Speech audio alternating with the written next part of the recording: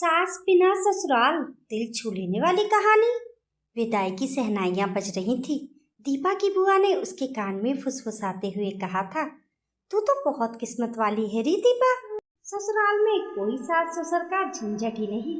सास तो है नहीं, बस ससुर जी है, वो क्या ही कहेंगे। अब तो पूरे घर की मालकिन तू ही है। आराम से अपने मन की करना, कोई रोक टोक करने वाला नहीं। दीपा ने अपनी बुआ की बात सुनकर एक हल्की सी मुस्कान दे दी थी, लेकिन उसके मन के किसी कोने में एक अजीब सी हलचल थी। क्या सच में सास का ना होना एक सौभाग्य है? समाज ने हमेशा सास को एक ऐसी खलनायिका के रूप में चित्रित किया है जो सिर्फ ताने मारती है और बहू पर हुक्म चलाती है। लेकिन क्या एक घर बिना उस बुजुर्ग महिला के सच में घर बन पाता है? दीपा जब अपने ससुराल यानी अपने पति विपिन के घर पहुंची तो द्वार पर ससुर जी ने आरती की थाली ले रखी थी। विपिन की मां का देहांत 3 साल पहले ही एक लंबी बीमारी के कारण हो गया था। घर बहुत बड़ा और खूबसूरत था, लेकिन दरवाजे पर कदम रखते ही दीपा को एक अजीब सा सूनापन महसूस हुआ। ऐसा लगा जैसे दीवारों पर रंग तो नया है, लेकिन घर की आत्मा कहीं खो गई है। कोई ऐसा नहीं था जो उसके सिर पर पल्लू रखकर उसे घर के मंदिर तक ले जाए या उसकी ठोड़ी छूकर कहे कि मेरी बहू तो चांद का टुकड़ा है। एक रस्म अदायगी भी हुई और दीपा अपने कमरे में आ गई। बुआ जी की राज करने वाली बात अब उसे एक ठंडे और एकांत कमरे जैसी लग रही थी। शादी के कुछ दिनों बाद विपिन की बड़ी बहन रागनी दीदी और उसके पति घर आए। रागनी दीदी के आने से घर में थोड़ी रौनक आ गई। दीपा भी बहुत खुश थी कि चलो घर में किसी महिला सदस्य का तो साथ मिलेगा। उसने सुबह से ही रसोई में मोर्चा संभाल लिया। इंटरनेट से देखकर और अपनी माँ से फ़ोन पर पूछकर उसने तरह तरह के पकवान बनाए। शाही पनीर, दाल मखनी, पुलाव और गाजर का हलवा। उसने सोचा कि दीदी और जीजाजी खुश हो जाएंगे। शाम को जब सब डाइनिंग टेबल पर बैठे तो रागनी दीदी ने दीपा का हाथ पकड़कर कहा, भाभी, तुम्हारे आने से घर में फिर से जान आ गई है। माँ के जाने के बाद तो मैं इस घर में आने से भी कतराती थी, घर काटने को दौड़ता था। अब तुम आ गई हो तो मुझे लगता है कि मैं अपने मायके आ सकती हूँ। अब तुम्ही को माँ की तरह इस घर को जोड़कर रखना है। दीपा ने मुस्कुराकर हामी भरी, लेकिन उसके कंधे पर एक अदृश्य बोझ सा आ गया था। खाना खाते हुए जीजाजी ने भी खूब तारीफ की। वाह दीपा जी, खाना तो बहुत स्वादिष्ट बना है। विपिन तो बहुत लकी है। लेकिन अचानक उनके चेहरे पर एक उदासी सी छा गई। वे रागिनी की तरफ देखकर बोले, लेकिन रागिनी, मम्मी जी के हाथ की उस बेसन वाली कड़ी की बात ही कुछ और थी, है ना? जब भी हम आते थे, वो चाहे कितनी भी बीमार क्यों ना हो, मेरे लिए वो कड़ी जरूर बनाती थी। उनके हाथों में तो जैसे जादू था। खैर, अब वो स्वाद कहाँ मिलेगा? जीजाजी ने ये बात दीपा को नीचा दिखाने के लिए नहीं कही थी। उनका लहजा बहुत भावुक था। लेकिन दीपा के दिल में एक हल्की सी टीस उठ गई। उसे लगा कि वे चाहे कितनी भी मेहनत कर ले, वे उस माँ की जगह कभी नहीं ले सकती जिसने इस घर को अपने खून पसीने से सींचा था। उसने सोचा, काश सासू माँ जीवित होती तो वे उनसे वो कड़ी बनाना सीखती, उनके साथ रसोई में खड़ी होकर बातें करती और शायद तब जीजाजी को भी वही पुराना स्वाद मिल जाता। दिन बीतते जा रहे थे। दीपा का अपनी सहेली गीतांजलि से फ़ोन पर बात करना एक रोज का काम था। गीतांजलि की शादी को 2 साल हो चुके थे और उसकी सास बहुत सख्त मिजाज की थी। लेकिन आज जब गीतांजलि का फ़ोन आया तो उसकी आवाज़ में एक अलग ही खुशी थी। दीपा, तुझे पता है, आज सुबह सुबह मैं जब उठी तो मैंने अपनी सास के पैर छुए। उन्होंने मेरे सिर पर हाथ रखकर कहा, सदा सुहागन रहो, दूधो नहाओ पूतो फलो, तुम्हारे सुहाग की उम्र लंबी हो। यार, सुबह सुबह ऐसे आशीर्वाद मिल जाए तो दिन ही बन जाता है। दीपा फ़ोन पकड़े हुए बस सुनती रही। उसके होंठों पर एक फीकी सी मुस्कान थी।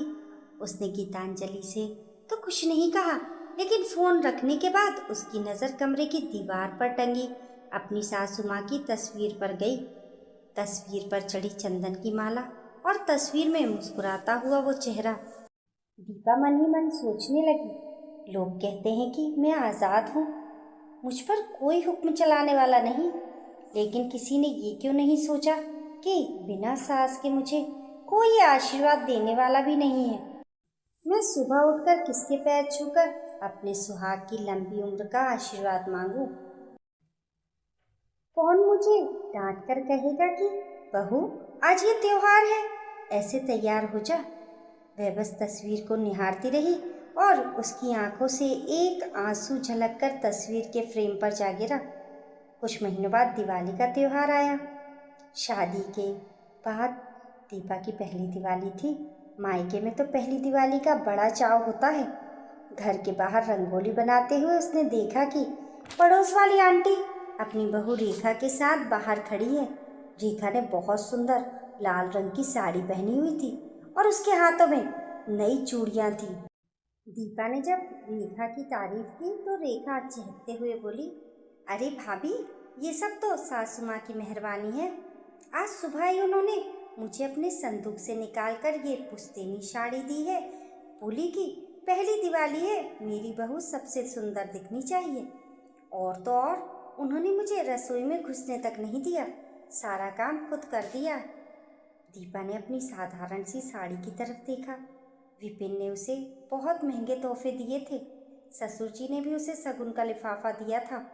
लेकिन एक सास जो अपनी बहू का श्रृंगार करवाती है, अपनी पुरानी जेवर और साड़ियों में से चुनकर कुछ खास देती है, वो प्यार और दुलार दीपा के पास नहीं था। उसके पास आज़ादी तो थी, पर वो स्नेह बरसाने वाली सासू माँ नहीं थी जो उसे एक बेटी की तरह सजाए संवारे।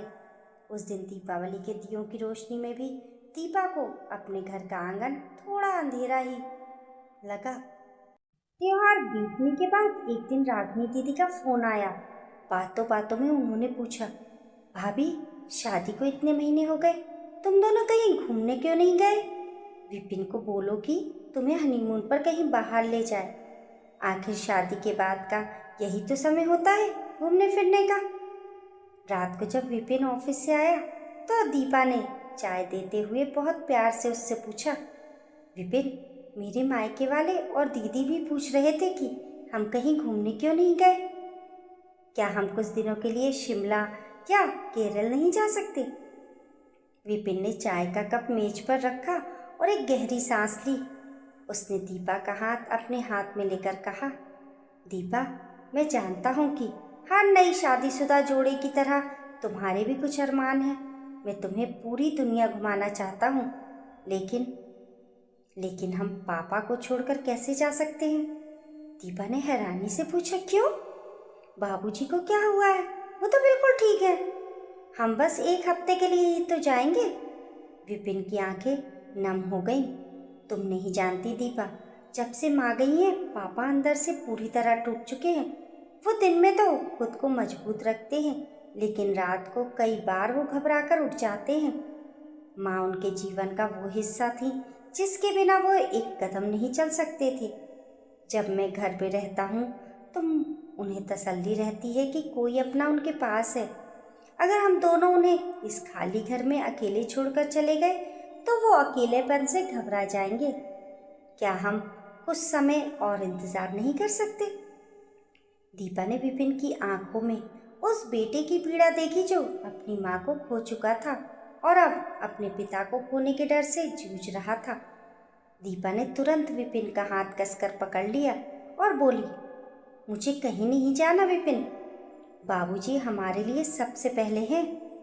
जहाँ हमारा परिवार है वही मेरा सबसे बड़ा सुख है। विपिन ने राहत की सांस ली, लेकिन दीपा के मन में एक बार फिर वही बात गूंज उठी। अगर आज सासू माँ होती तो बाबूजी अकेले नहीं होते। अगर वो होती तो शायद वो खुद हंसते हुए विपिन और दीपा को आशीर्वाद देकर विदा करती और कहती कि तुम दोनों घूम कर आओ, हम बुढ़े बुढ़िया तो घर संभाल ही लेंगे। उस रात दीपा को नींद नहीं आई। वे चुपचाप उठी और बाबूजी के कमरे की तरफ गई। दरवाज़ा थोड़ा खुला था। उसने देखा कि बाबूजी अपनी पत्नी की तस्वीर को हाथ में लिए चुपचाप बैठे थे। उनकी आंखों से आंसू बह रहे थे। दीपा का दिल भर आया। उसे समझ आ गया कि जिस राज और आनंद की बात उसकी बुआ और सहेलियां करती थीं, वो सिर्फ एक छलावा है। असली आनंद तो भरे पूरे परिवार में होता है, जहाँ बुजुर्गों की डांट में भी प्यार छुपा होता है। एक सास सिर्फ ताने मारने वाली औरत नहीं होती, वो एक धागा होती है जो पूरे परिवार को, ससुर को, बच्चों को और आने वाली बहू को एक माला में पिरोकर रखती है। अगले दिन से दीपा ने घर की कमान एक अलग तरीके से संभाल ली। उसने अब सासू माँ की कमी पर रोना छोड़ दिया। उसने उनकी तस्वीर के सामने खड़े होकर मन ही मन वादा किया, माँ जी, मैं आपको कभी नहीं देख पाई, लेकिन मैं आपकी उस जगह को भरने की पूरी कोशिश करूँगी जो आप इस घर में छोड़ गई हैं।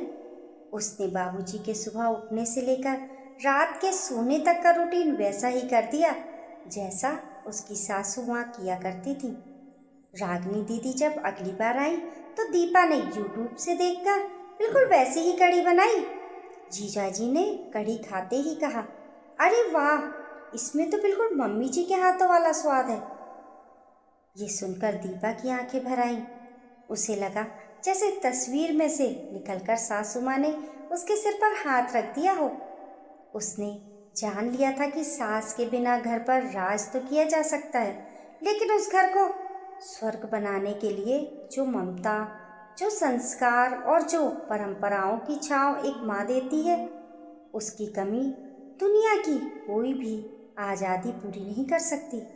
दोस्तों, क्या सच में आज के समाज ने सास बहू के रिश्ते को सिर्फ लड़ाई झगड़े तक सीमित कर दिया है, या इसके पीछे छुपे उस गहरे प्रेम को हम भूल गए?